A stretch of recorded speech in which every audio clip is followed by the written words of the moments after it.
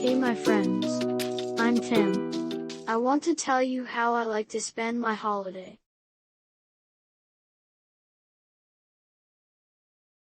I love making up stories. And I like it when someone reads my stories. Maybe I will become a writer in the future. So I like to write. I write almost every day. I also like to draw. Sometimes we draw with my sister Annie.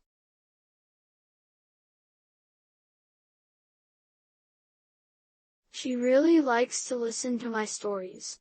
And I read them to her quite often.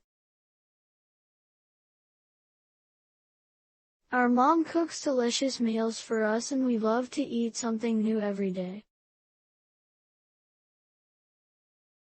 Of course we play every day with my little sister and parents. I love my family and my holiday time.